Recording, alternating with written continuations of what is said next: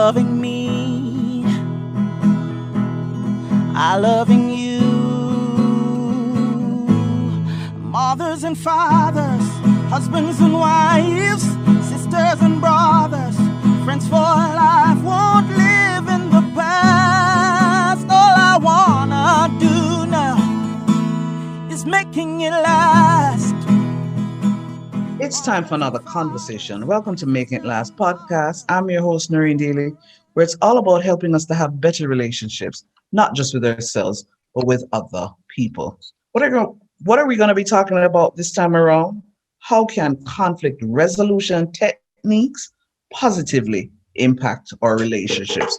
Taking a different spin on it, because a lot of times when people think of conflict, it's such a negative feeling that comes over people. So I'm trying to change that mindset, because if it is that we're in relationships, whether personally or professionally, and we really don't know how to manage conflict, we're going to continue to have some challenges with those that we have to live with.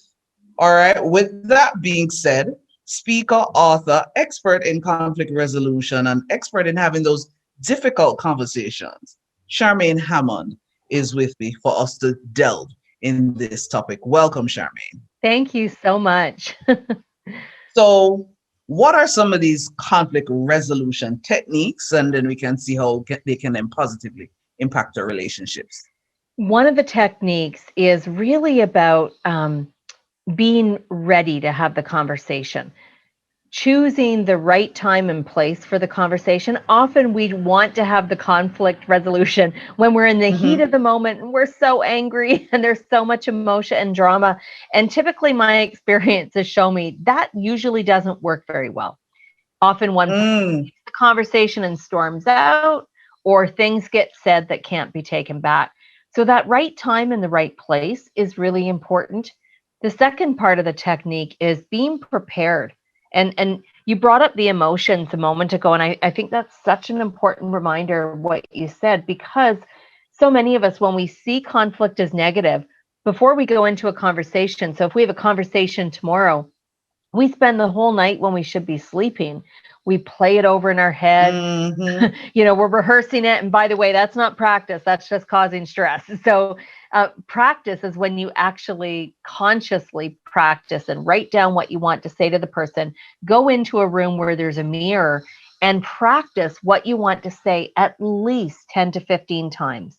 And in that process, you work through the emotion, the drama, and it affords you the ability to show up and be fully present with less, I'm going to use the word drama, just less drama. And the other technique that maybe is important to share is about what we need to leave at the door. And what I mean by that is that often in conflict, when an individual says something that we find offensive or upsetting in any way, we sort of dig into this invisible duffel bag or backpack that we carry with us, and it's got all the proof in there, all the things that person did wrong, all the things, and we start digging that out, all the past, to kind of bring it into the present. And sometimes there are things that, while they were important when they happened, they're not actually going to add to the conversation that you're in right now. So we really have to be able to think about, is this going to help the conversation or it's going to hurt it? And that's a tough decision. All right. So the very first one you said was being ready, right time and the right place. Yeah. How then do you determine what is the right time? What is the right place? Isn't that the challenge? I always remember years ago when before I opened my own business and I was an employee, I had a supervisor who came to me on, I think it was like 4:27 on a Friday afternoon, and just said, can you make yourself available to meet with me on Monday at 9? And of course, you're all probably thinking, why? And that's exactly the question that I had. And the supervisor said, oh, I can fill you in on Monday. Well, I got no sleep all weekend. I was retracing in my brain, what did I done wrong? What did I hand in every report? What mistakes I made? Drove myself, into not being able to sleep. By the time Monday came around, and by the way, the supervisor rescheduled the meeting till later. So then I had to go through all Monday day stressed out. It was a minor issue. It wasn't even a conflict. The supervisor wanted to give me some feedback on something that I needed to do differently. I thought, wow, why couldn't you have just said on Said that. Friday, I need to meet with you about the report. There's a couple tweaks we need to make. It's no big deal. We'll work through it on Monday.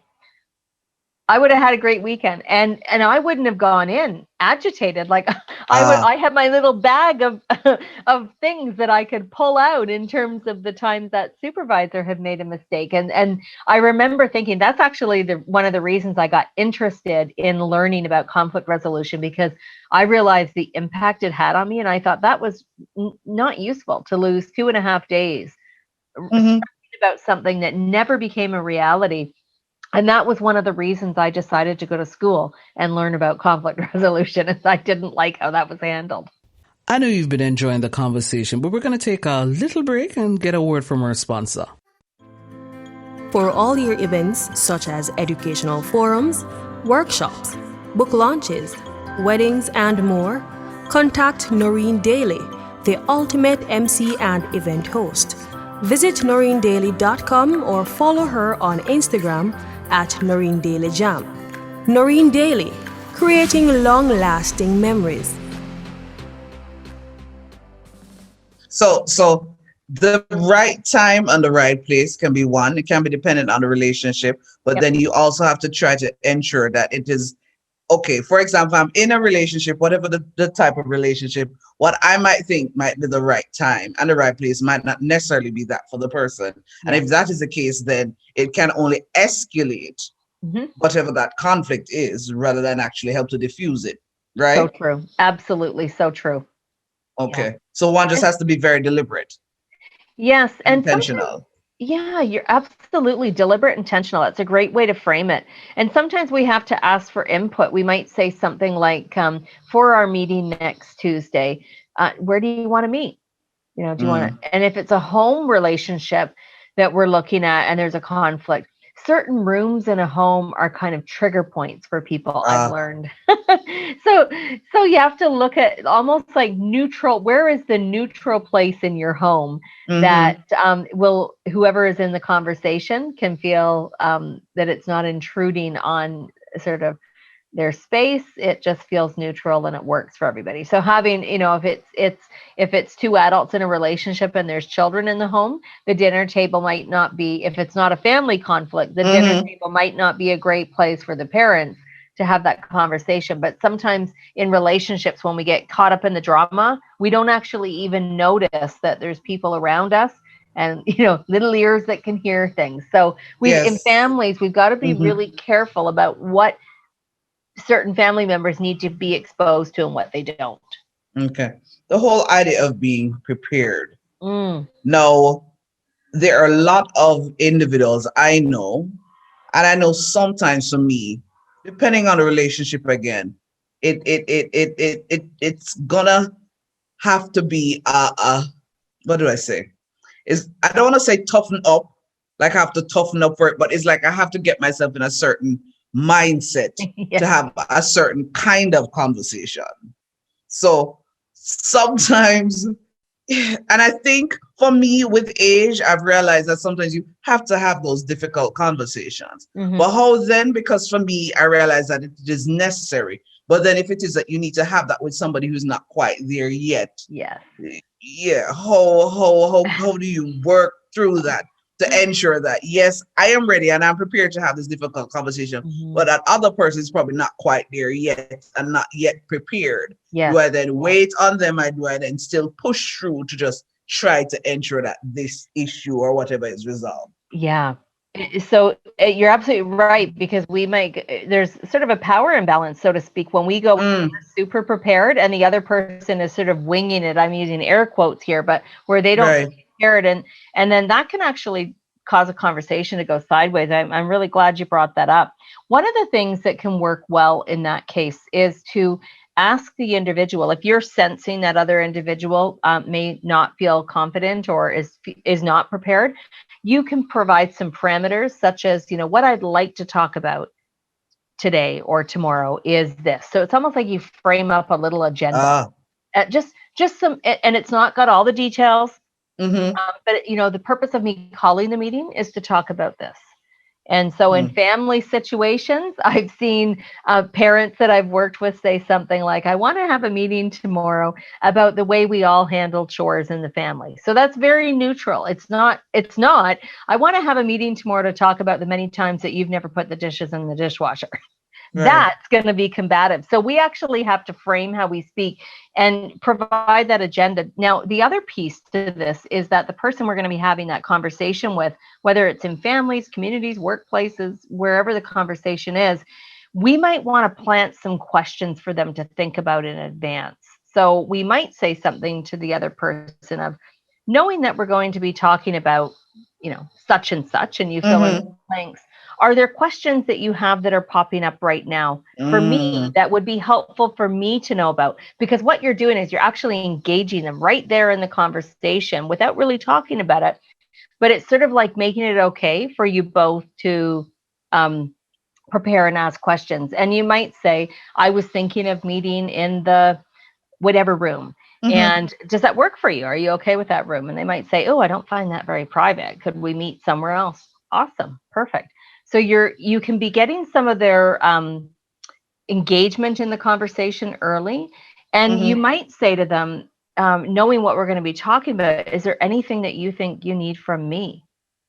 And that's sort of letting them identify what they might need from the conversation. So that's a little bit of the way I have had situations where an individual might feel, they're very nervous. The example that comes to my head is when I hear from employees and they'll say they have to meet with their supervisor, and they're really nervous about that because their supervisor has some influence over their job. And so in those cases, I've seen supervisors do a great job. Things like, when I talked about the meeting, your facial expressions showed me that you seem really nervous about this, and I want to make sure that you feel supported.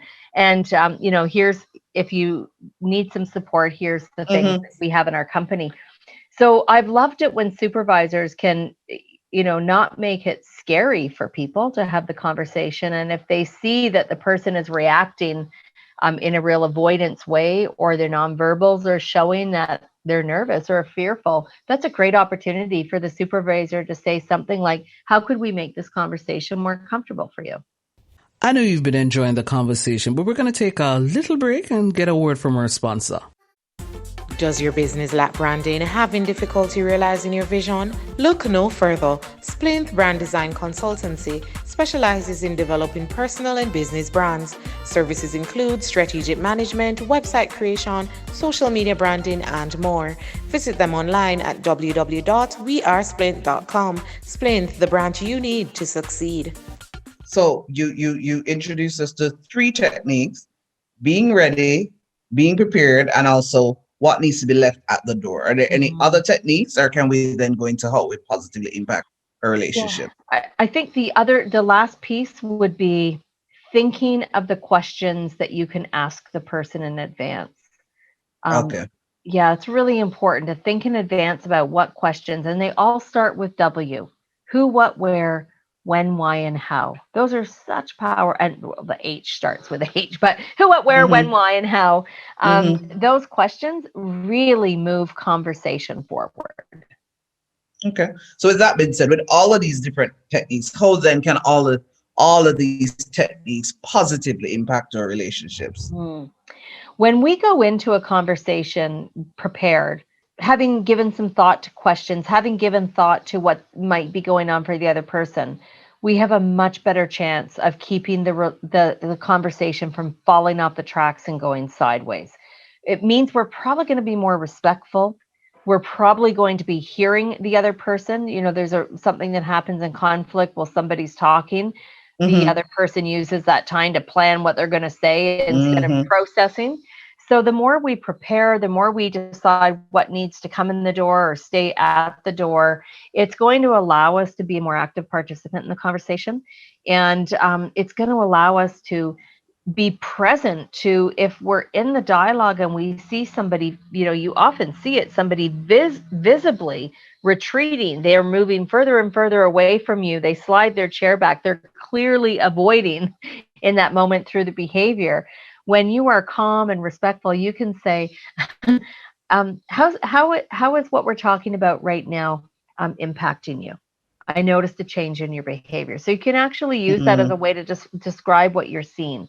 So all of what we've talked about so far, I think, helps us be able to keep the conversation going forward instead of into blame and shame mode, and allows us to have those, if it's two people that are involved, actively involved in the conversation instead of one person doing all the talking and the other person just agreeing or not agreeing, because chances are that won't work as a solution.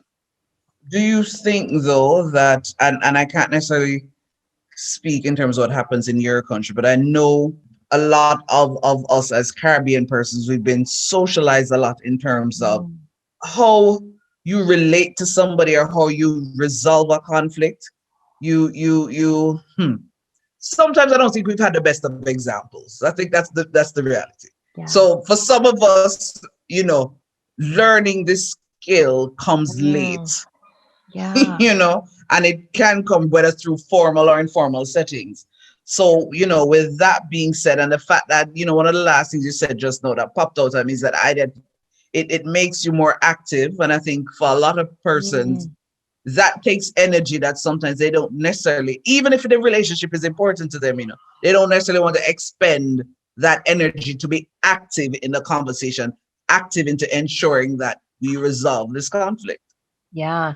Well, what you've said is just so brilliant and so important, because you're absolutely right. Many of us have not had the greatest teachers in conflict. So we might have come from a family where mom and dad didn't talk about issues.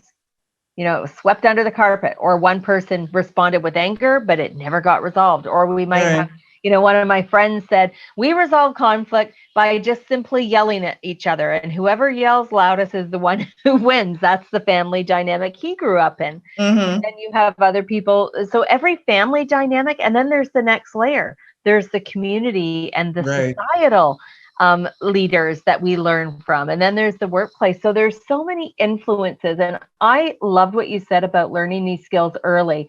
I remember going in, one of my favorite contracts was going into a grade 1, 2, 3, and 4 class. I got to work with all grades, and I was there to teach them a 4-step conflict resolution model. And when I saw these children, really what were their conflicts about at that age? Who's sharing, who didn't want to be each other's friends, but they were big conflicts in their world.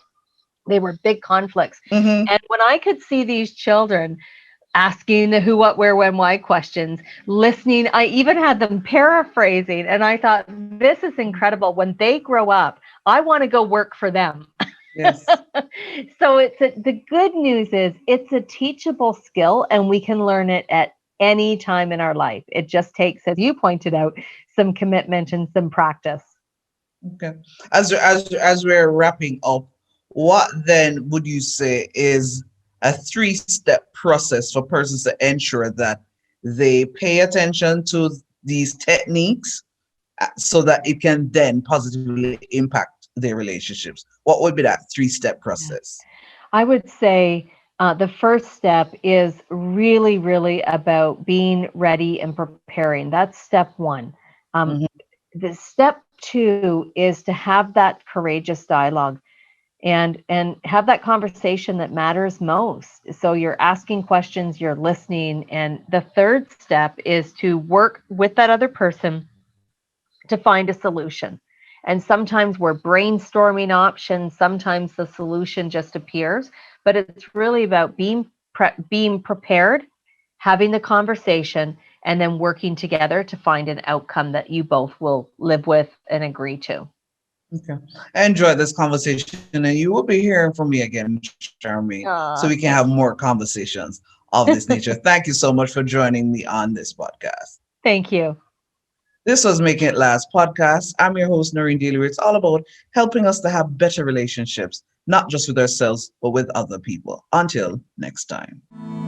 Making it last is all I care to do. You loving me, I loving you. Mothers and fathers, husbands and wives, sisters and brothers, friends for life, won't live in the past. All I wanna do now is making it last.